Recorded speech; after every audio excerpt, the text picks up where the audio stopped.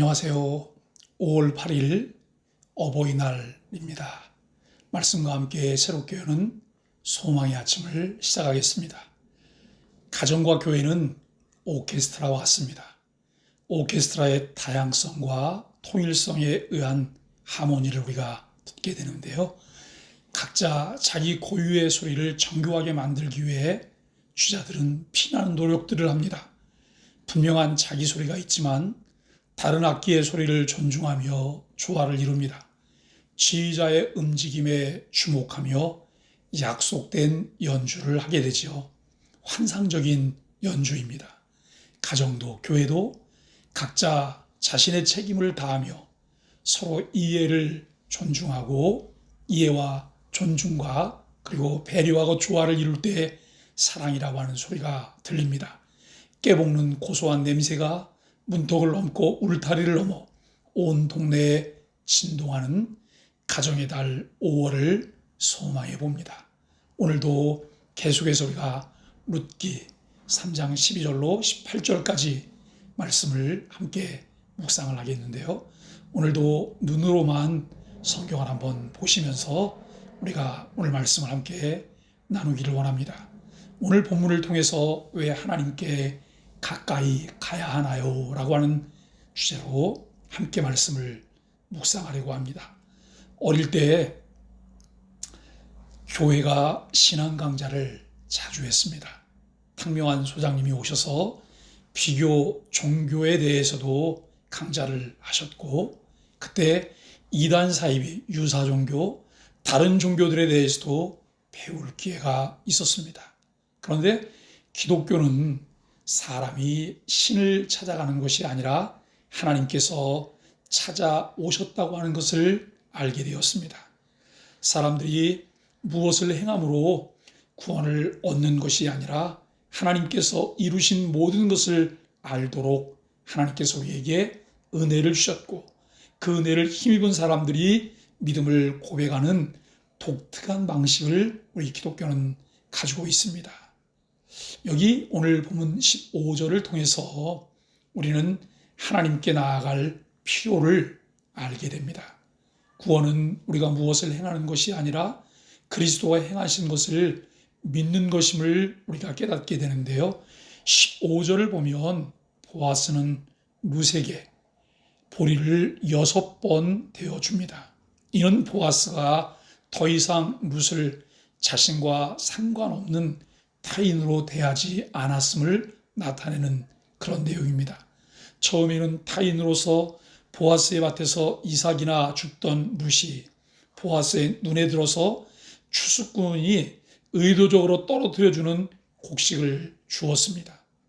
더 나아가 이제는 보아스가 직접 덜어주는 곡식을 가지고 집으로 돌아가게 되었습니다.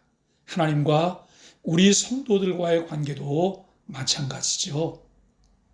성도들 역시 하나님께 가까이 나아갈수록 더욱 큰 은혜와 복을 받아 누리게 되어 있습니다. 룻이 그러했던 것처럼 우리들도 처음에는 어색할 수 있습니다. 하나님이 두려울 수 있습니다. 하지만 가까이 가면 갈수록 따뜻한 사랑을 느낄 수 있게 되는 것이 하나님과의 관계입니다. 반대로 그분을 떠나거나 멀리한다면 그분의 은혜는 물론이고 복도 누릴 수 없게 되는 것이죠. 그저 우리가 율법적인 관계 속에서 내가 무엇인가를 해야 되는 의무적인 부분들만 늘 생각하게 된다면 하나님이 주신 은혜를 알 수도 없고 누릴 수도 없고 신앙의 풍성함을 우리가 가질 수가 없습니다. 그러므로 오늘 하루도 주님을 가까이 하는 우리 모두가 되어야 할 것입니다. 우리는 이제 시편 73편 28절 말씀에 보니까 하나님께 가까이함이 내게 복이라. 내가 주 하나님을 나의 피난처로 삼아 주의 모든 행적을 전파하리이다 라고 말씀하고 있습니다. 어떻게 될지 알기까지 여기 앉아있는 자에 대해서 18절은 말하고 있습니다.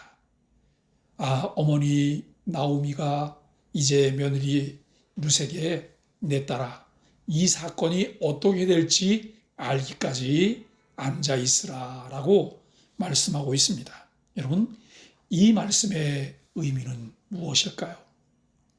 루세게 집에 꼭 붙어 앉아 있어야 한다고 하는 장소적 의미가 아닙니다. 말의 의미를 잘못 이해하면 오해를 하게 되고, 오해는 복잡한 상황들을 만들어가게 되는데, 의외로 많은 사람들이 말귀를 잘 알아듣지 못하더라고요. 말의 의미를 깨닫지 못하고 그저 아전인수격으로 이런 본인이 원하는 대로 듣고, 본인이 원하는 대로 해석하고, 본인이 원하는 대로 말하고, 본인이 원하는 대로 행동하는 이런 부분들을 보게 됩니다. 말을 잘 듣기 위해서 세심함과 지혜가 필요합니다.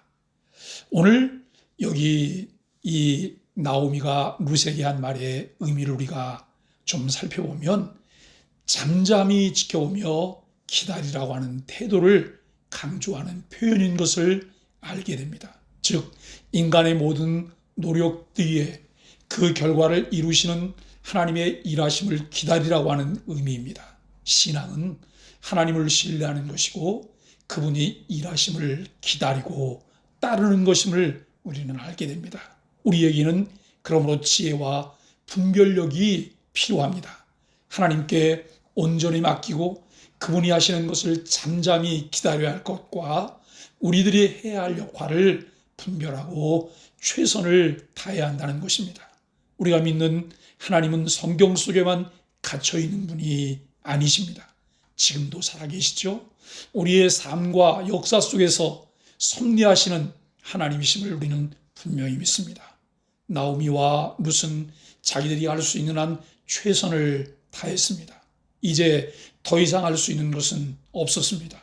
그러므로 이제 일의 결과만 남아 있다고 하는 것입니다. 그런데 그 일의 결과는 그들의 손으로 결정 지을 수 없습니다. 나오미는 그것을 너무 잘 알고 있습니다. 그래서 나오미는 룻을 향해서 이렇게 말합니다. 어떻게 될지 알기까지 앉아 있으라 라고 명령을 합니다. 그리고 자기 힘으로 할 수 있는 것을 최선을 다하고 보아스의 손을 통한 하나님의 일하심을 기다리라 라고 하는 것이죠. 이는 나오미가 하나님의 절대 주권을 믿는 신앙을 가진 사람이었음을 엿볼 수가 있습니다. 많은 신앙인들이 실수하는 부분이 이 부분입니다. 하나님을 신뢰하며 그분의 일하심을 차분히 기다리며 그 결과에 대해서 순종하려고 하는 자세가 아니라 내가 가진 리모컨을 사용해서 하나님을 조종하고 통제하고 때로는 협박해서 내가 원하는 것을 얻어내려고 하는 그런 자세를 우리가 보게 됩니다. 예수님은 보아스처럼 우리를 위해 지치지 않고 일하시는 분이십니다. 모든 것을 이루실 때까지 오늘도 그분은 쉬지 않으심을 우리가 분명히 알아야 할 것입니다. 사랑하는 성도 여러분, 그렇게 알고 인정하십니까? 그리고 그분을 신뢰하십니까? 그렇다면 우리의 신앙과 삶이 일치되도록 우리가 주님을 따라가야 하지 않을까요? 그분을 이제 우리가 주님으로 고백하기 때문에 인간의 잔머리와 꾀를 사용하지 않고 바보스러워 보이지만 정도를 걸어가며 잠잠히 나아갈 수 있게 되기를 간절히 소망하며 축복합니다. 오늘도 우리 함께 기도의 제목들을 나눕니다. 첫째는 하나님께서 우리를 사랑하시며 우리의 구원을 위해 하신 일들을 바르게 알게 하소서. 두 번째는 하나님을 가까이 하며 은혜와 복을 누리게 하소서. 세 번째는 믿고 신뢰하기에 인간의 수단과 방법이 아닌 성경의 가르침을 따르게 하소서.